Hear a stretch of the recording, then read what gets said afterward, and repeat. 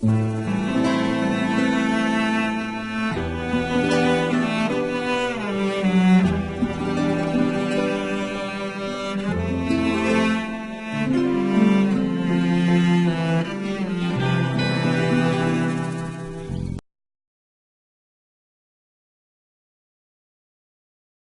bulunduğumuz şartlar itibariyle, konjonktür itibariyle zannediyorum meseleyi biraz seferberlik şeklinde ele almak lazım herhalde. Kadın, erkek, çoluk, çocuk, genç, ihtiyar, herkes yapabileceği şeyi yapması lazım. Bu bizim dinimizin temel disiplinleri zaviyesinden bakacak olursak, asr-ı saadette belki açıktı biraz. Hani hadis ricalini okurken görüyoruz. Ayşe validemizden, ricalden dünya kadar insan, mübarek validemiz 5000 kadar hadis rivayet ediyor ki, o da rivayet edilen şeyler, yani rivayet edilmeyen şeyler vardır. Burada sahih buldukları şeyleri alıp kitaplarına, Kütüb-ü Tis'a dediğimiz şey 9 kitap, o 9 kitap onun o mübarek sözlerini, Efendimiz'den naklettiği şeyleri değerlendirmişlerdir. Taife-i Nisa, hemşirelerimiz, bacılarımız, o günkü analarımız, zannediyorum erkekler kadar Efendimiz sallallahu aleyhi ve sellemin yolunda hizmet etmişlerdir. Fakat sonra mesele belli bir dönemde çığırından çıkmış, belli bir dönemde de meseleyi militarizm kontrol altına almış. Dolayısıyla Taife-i Nisa'yı eve kapamışlar. Tamamen hayattan tecrid etmişler. Çok nadir böyle sahneye çıkan Hürrem Sultan gibi, Kösem Sultan gibi Osmanlı Devleti'nde de. Fakat hani ben Abbasilere de, Emevilere de bakıyorum. Hep daha ziyade rical istihdam ediliyor. Bazı hususları var belki onların. Dolayısıyla sınırlı. Onlardan bir şey beklemek lazım. Erkeklerden beklenen şey beklenmemeli. Bunların mukavemetleri, güçleri hemen her günlerinin bir yönüyle aktif olmaya müsait olması ayrı meseleler. Bu hususları birer realite olarak görüp gözetmeli. Fakat bunun dışında onları da mutlaka hayatın içinde devri risalet penahide olduğu gibi müteala etmek lazım. Edilemedi yani. Cumhuriyet döneminde de sadece onlar esasen kadını sahneye sürdüler. Kadını her hususta hemen figüre ettiler. Bağışlayın, başkalarını baştan çıkarma. Çok özür dilerim hemşirelerimizin. İnsanları bohemliğe atma mevzuunda onu öyle kullandılar. Yani meşrutiyet yıllarında bu yanlışlık başladı. Cumhuriyette devam etti. 40'lığa kadar devam etti. Ama meşru dairede bunu kendi disiplinlerimize sımsıkı bağlı kalarak bunu devam ettirmek zannediyorum günün şartları ve konjonktürün gereği herhalde. Bu açıdan da onun için seferberlik dedim yani bu mesele, yani umumi bir hareket, kadın erkek. Yermük'e nasıl Ebu Süfyan hanımıyla gitmiş, orada o kılıcı çekmiş, kocasının yanında düşmana karşı savaşmış. Aynen öyle bir mantık, öyle bir felsefe ile kadın erkek bir seferberlik içinde bu işi yapmaları lazım. Bir acizane haddim değil, onlar benden iyi bilirler bu meseleyi ama kendi duygularım, düşüncelerim çerçevesinde ifade ediyorum. Bir ikinci mesele, bu mevzuda yanlışlıklara düşmemek, üslup hatalarıyla toplayalım, cem edelim, Allah'ı, peygamberi sevdirelim sallallahu aleyhi ve sellem. Mülahazasıyla, üslup hatalarıyla insanları kaçırmamak için meseleleri mutlaka müzakere ve müşavere süzgecinden geçirmek lazım. Öyle bir kalibrasyona tabi tutmadan bence herkes bildiği gibi konuşursa çok kırılmalar olabilir yani. Yemek yemenin de bir usulü varsa şayet, yani evvela çorba geliyorsa, salatalık geliyorsa, efendim bunun dışında diğer yemekler geliyorsa, sonra börek geliyorsa, sonra kadayıf geliyorsa, baklava geliyorsa, yani bu çok ciddi bir meselede. Allah peygamber sevdirmede, dinimizi sevdirmede, imrendirmede, en azından kendi dünyamız içinde onun şehvalaşması ve dalgalanması istikametinde bir şey yapacaksak, mutlaka meseleyi ortak akıl gücüne havale etmek lazım, emanet etmek lazım. Yanlış yapabiliriz burada. Hani hakim kör hakime kör hakim demek gibi bazen diyebiliriz bunu. Şimdi mesela derdimiz nedir? Efendimiz sallallahu aleyhi ve sellem buyuruyor ki Habibullah ila ibadi yuhbibkumullah. Allah'ın kullarına sevdirin ki Allah da sizi sevsin. Diğeri yok. Onu da diyeyim ben yani. O da doğru olur. Habibullah'ı ümmetine sevdirin ki o da sizi sevsin diyebilirsiniz yani. Fakat şimdi bu mesele doğru. Bu bir esastır, bir usuldür yani. Bunu yapmak lazım. Herkesin vazifesi bu. Herkese düşen bir sorumluluktur. Gücü, takatı, aklı, mantığı, muhakemesi, branşı o mevzuda hayat içinde aktif olma disiplinleri açısından farklılık arz etse de fakat temelde mesele herkes için aynıdır yani. Taife-i Nisa hemşirelerimiz, bacılarımız için, annelerimiz için de öyledir. Erkekler için de aynı şey öyledir. Şimdi Efendimiz'i sevdireceğiz yani. Diyelim ki bir Hristiyanla, bir Yahudi ile karşılaşıyorsunuz.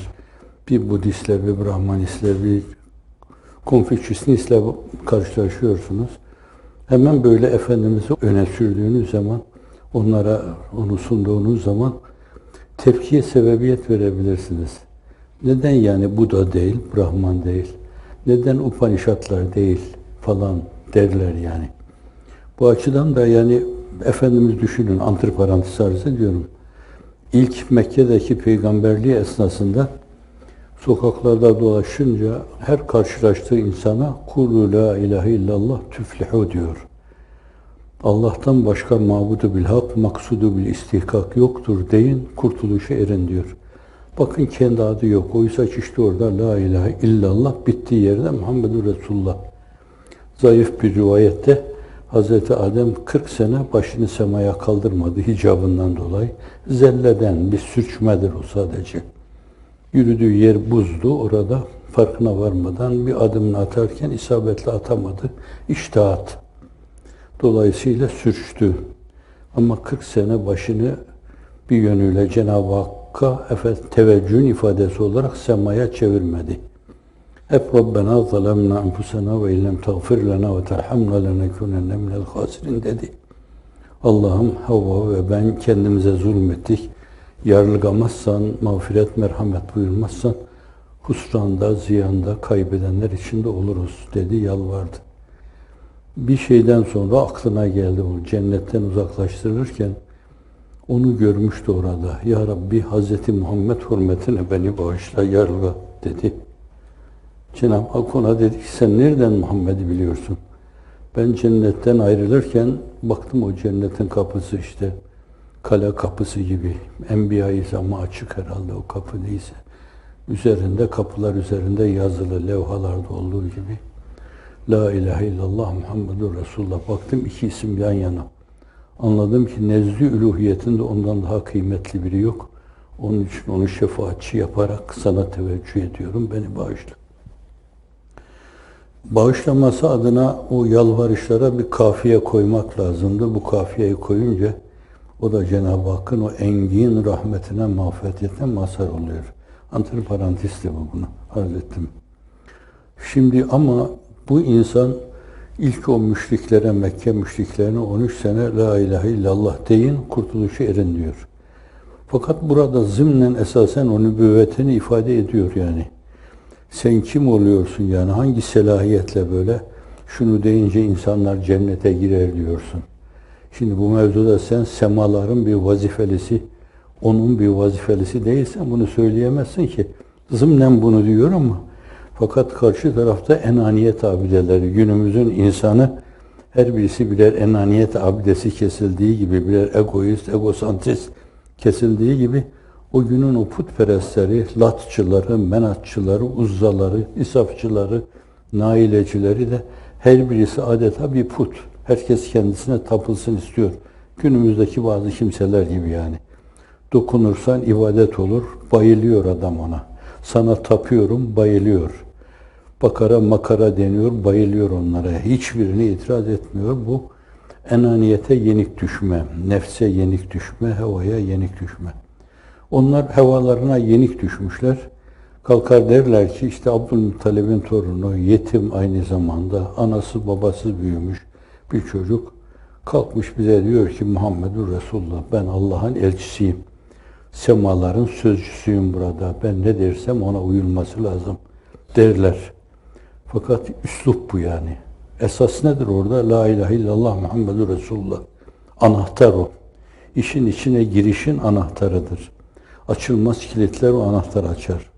Ve insan öbür aleme yürürken de onu söylediği zaman Allah'ın izni inayetiyle kurtuldu demektir yani. Kabre o anahtar elinde. Onunla girerse şayet Münker Nekir de belki bakar ona. Sadece Sure-i Hak'tan söylerler. Men Rabbuke ve men nebiyüke. O da zaten diyeceğini biliyordur. Fakat o anahtar kelimenin bir yönüyle dişlerinden birini söylemiyor yani. Oysa ki o iki dişli bir anahtar burada. La ilahe illallah Muhammedur Resulullah. Onların enaniyetine dokunur. Üslup açısından hata ettiğiniz zaman antipatiye sebebiyet verirsiniz. Yine küçük bir farklı şeyle meseleye arz edeyim. Hep kendi kendimi sorgularken diyorum ki hani geçmişte belki şunu şöyle yapsaydık, bunu böyle yapsaydık herhalde yapamadık. İdrakimiz o ufukta değildi. Dolayısıyla bazı hatalar yaptık. İşlerinde hazımsızlık taşıyan insanlar hazmedemedi. Bu şekilde zalimane, hainane, hasirane üzerimize geldiler. Dünya kadar insanı zulme uğrattılar, gadre uğrattılar, azzettiler. Türkiye'nin 50-60 seneden beri kazanılmış elit sınıfları bunları tamamen yok etti. Kendilerini cehalet çağlayanına saldılar. Şu anda öyle yani. Onlara acaba bir hani kemik demeyelim de insan nihayet onlarda. Böyle ballı kaymaklı bir lokma ekmek atsaydık falan. Hani bunu derken ne demek istediğimi anlarsınız siz. Bir sürü müessese vardı. Filan bir misyon, bir fonksiyon yani onlara da alın bir ülufe gibi bunu da siz alın. Hani padişahların ülufeleri vardır. Liyakat olmayan insanlar da bazen gelirler. Tufeyli gibi oraya sığınırlar. Kulubu Dari'ada da bu tabiri kullananlar var çok. Evliyaullah'tan. Yani iyi kötü tefrik etmeden orada herkese mutlaka bir şey veriliyor. Siz de öyle bir şey verseydiniz acaba ama arkadaşlarım diyorlar ki hiç onlara kanaat etmezlerdi. Tamamen inhisar-ı fikir var. Tahabbüb-i nefisten geliyor. Nefislerini öyle tapıyorlar ki kendilerinden başka kimseye teveccühün olmasına tahammülleri yok yani.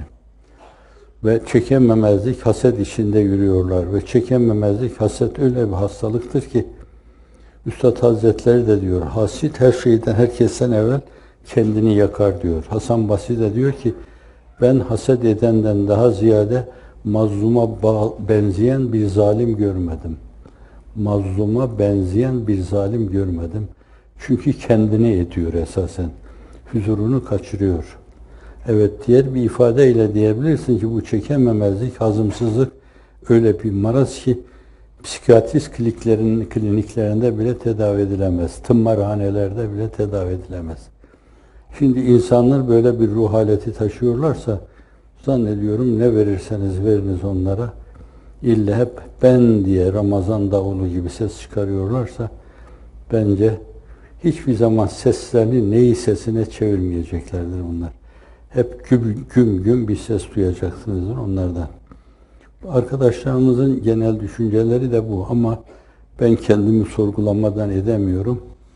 Ve hani herkes kendi yakını, bildiği, ettiği adına ızdırap çeker burada. Annesi, babası adına. Fakat hani fakir bir yönüyle hakkım olmadığı halde meseleyi irca mahalli olması itibariyle yani el alem size bağlıyor. Hani sizin adınıza terör dediler filan dolayısıyla.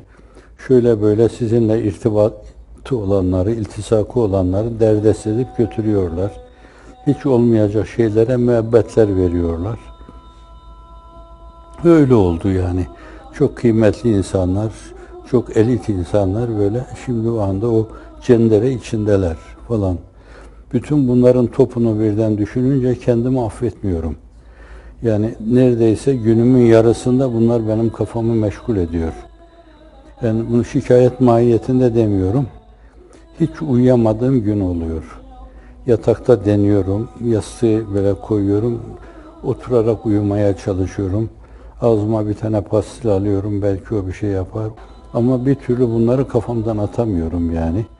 Onları kafamdan atamama kelam-ı nefsiyle yani iç konuşma ile bu defa onlara cevap vermeye başlıyorum.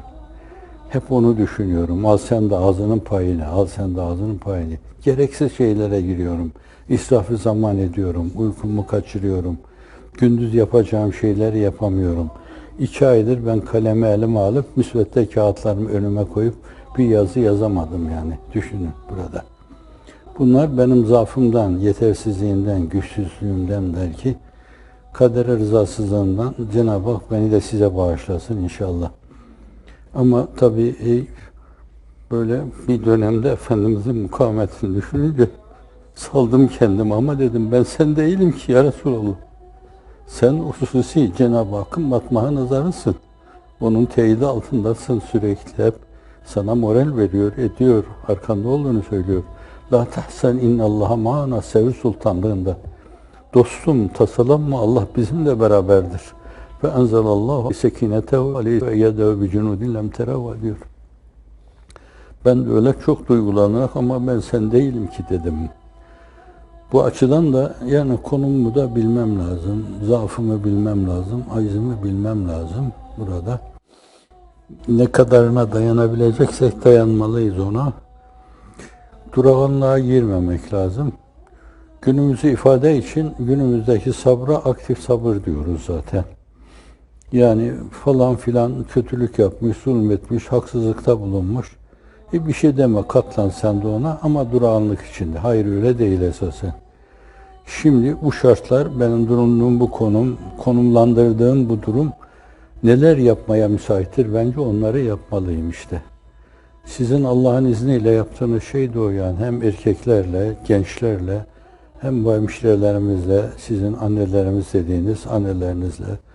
Bir gün bu mesela tabii bir hal alınca yani belli bir dönemde o himmetlerin, o okul açmaların, o üniversitelerin, o üniversite hazırlık kurslarının bunların, bu insanların ablalarıyla, bunların ağabeyleriyle esas gerçekleştirildiği gibi, realize edildiği gibi bunların da daha büyük şeyleri realize edeceklerine inanıyorum.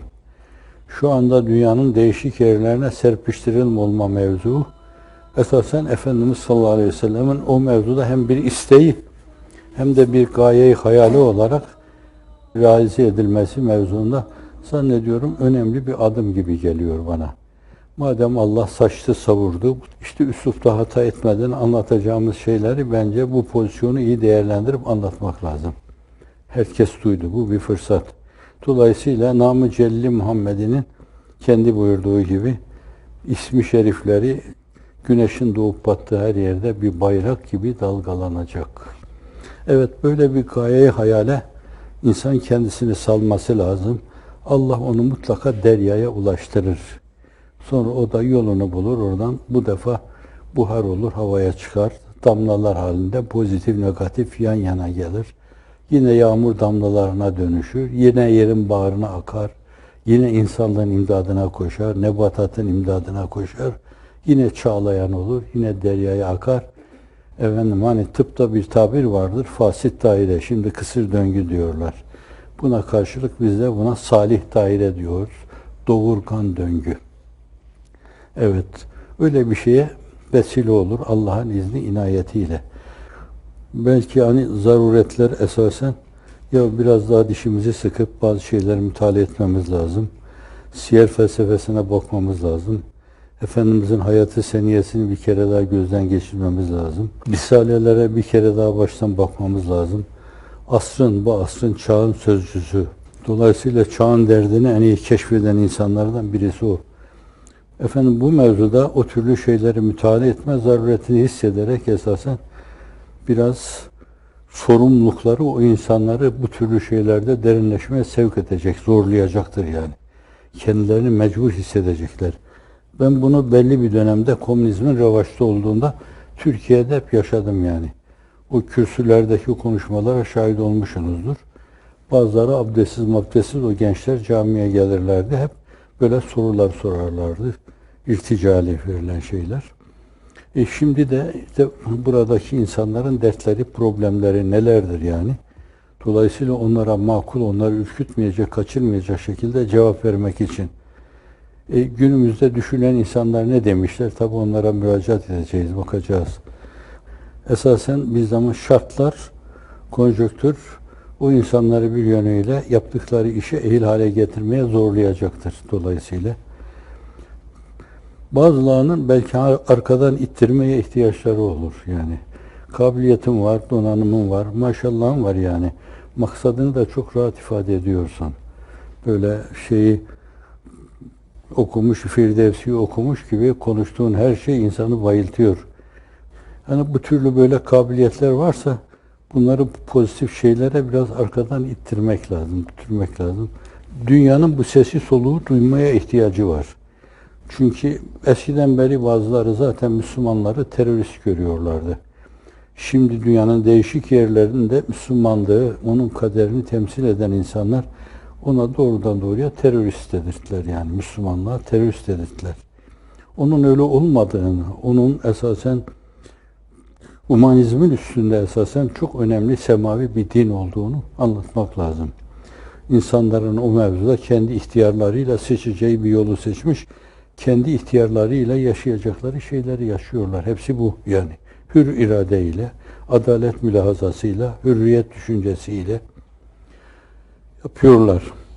Bunun için hani sistem ona göre yani bir tobiye oluşturmak lazım. Bunda da belki en başta gelen şey entegrasyon.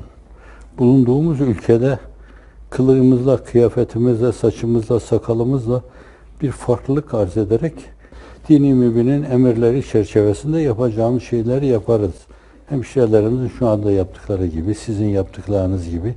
Hatta belki böyle bir şeyle görünme. Hani beni böyle görseler yadırgamazlar veya burada mabet gibi bir yerde görünce yadırgamazlar da fakat hayatın içinde bu takdirde böyle olduğunuz zaman yadırgayabilirler. Bence detaya ait bu meselelere takılıp kalmamak lazım. Usulde kayba uğrarsınız. Entegrasyon çok önemlidir yani. Aklı başında olan insanlar, genç nesiller, kadın, erkek hepsi şebaben ve şuyuhen entegrasyonda kusur etmemeleri yani. Bunlar bizden falan demezler. Ancak konuştuğunuz zaman ya siz bizden değilmişsiniz falan diyecekler bunun gibi. Fakat bir diğer taraftan da bu kadar yakın durduğumuz zaman bir asimilasyon yılanı bilmem çıyanı baş gösterebilir bu mevzuda. Bu da daha ziyade zannediyorum böyle bir kısım hevai nefsine uymuş gençler için, çocuklar için tesirli olur. Buraya gelen şeylerden zannediyorum, akademisyenlerden birisi Amerikalı. Efendimiz'i de tanıyor Peygamber Muhammed Resulullah diyor sallallahu aleyhi ve sellem. Bize yalvarırcasına dedi ki aman hocam ne olur Allah aşkına dedi. Bak buraya gelmişsiniz. Erimeyin bu toplum içinde. Neyseniz öyle devam edin. Değil mi? Evet. Yalvarırcasına konuştu. Arkadaşlar da şahit burada. Sizden evvel gelenler değişik yerlere dağıldılar. Fakat immün sistemleri zayıftı, mukavemet edemediler. O çağlayana kendilerini saldılar. Bir daha da kenara çıkmaya fırsat bulamadılar. Yalvardı yani bize burada. Şimdi bunun için de esasen yani birincisi bu entegrasyon, ikincisi de asimilasyona karşı seralar oluşturma. Bunun çare-i yeganesi mümkünse kabiliyetli, donanımlı, ideal esasen kendine bu işi adamış insanları yönlendirmek lazım, tayin ettirmek lazım. Bizim bulunduğumuz bölgede, ülkede yoksa başka yerlerde olan insanları transfer etmek lazım burada. Kabiliyetli, donanımlı, adanmış insanlara o işi yaptırmak lazım. Bütün bunların yanında bir de bir araya geldiğiniz zaman da burada sohbeti canan. Keşke sevdiğimi sevse, kamu halkı cihan, sohbetimiz her zaman sohbeti canan olsa dediği gibi şairin. Bence hep mesela Allah'la, peygamberle başlamak, dinimizle başlamak, şartlandırmak o insanları. Adeta böyle onları duymaya içlerinde hahiş uyarma, istek uyarma. Böyle hepsini teşne hale getirme. Yani keşke şu İstanbul'u fethedecekmişiz. Yani bu tali derecedeki bir iş ne olacak yani? Esas önemli olan şey nedir? Cenab-ı Hakk'a imanı, Efendimiz'e imanı gönüllerde ihya etmektir. Gerçek diriliş odur. Bâsu ba'del mevt. Üstad Necip Fazıl o tabiri kullanırdı. Bâsu ba'del mevt tabirini kullanırdı. Bâsul ba'del mevt. Bütün dünyevi meseleleri bence tali bir mesele haline getirmek. Onda öyle yoğunlaşmak ki bir gün belki yani hakikaten gönlümüzü ona bağlamalıyız. Buyuruyor ki Efendimiz, sizin böyle cismani hazlardan lezzet aldığınız gibi ben Rabbime karşı teveccüh ve ibadetten lezzet alıyorum. Bu işin tabiata mal olması, insan tabiatının manevi anatomisinin bir buğdu derinliği haline gelmesi demektir. Manevi anatomi nedir yani? İnsan vicdanı, kalbi, hissi, ihsasları, iradesi, şuuru, idraki bu. Madde anatomimizin yanında. Bunun bir derinliği haline getirmek lazım onu. Bir yönüyle dürtü tabirini bu büyük şeyde kullanma doğru değil de fakat başka kelime karşılığında bilemediğim için sürekli bence o dürtüyle hareket etmek lazım. Yani delillere bakarak değil artık. Tabiatımıza öyle sinmiş, öyle içtenleştirilmiş ki burada. Mesela namaz vakti olunca hemen ezan-ı Muhammed'i duymadan böyle hep kalbimiz bir yönüyle kulağımız mabette olmalı burada. Ya bir gelseydi şu bir secdeye kapansa içimi bir daha Rabbime dökseydim filan. Bu hale getirme meseleyi. Bu birdenbire olmaz yani. Meselenin talibi, rahibi olursanız bir gün men talebe vecedde. Bir insan bir şeyin arkasına düşerse, ciddiyetle onu takip ederse, talep ederse mutlaka umduğuna nail olur. Diğer bir söz, atasözü yine Arapça, men cale nale. Bir insan kendisini cevelana salarsa, bir şeyin arkasına takılırsa, sürekli küre-i arzın güneş etrafında dönüp durduğu gibi o gayeyi hayalin etrafında döner durursa, mutlaka bir gün umduğuna, hayal ettiği şeye Allah'ın izniyle, inayetiyle ulaşır.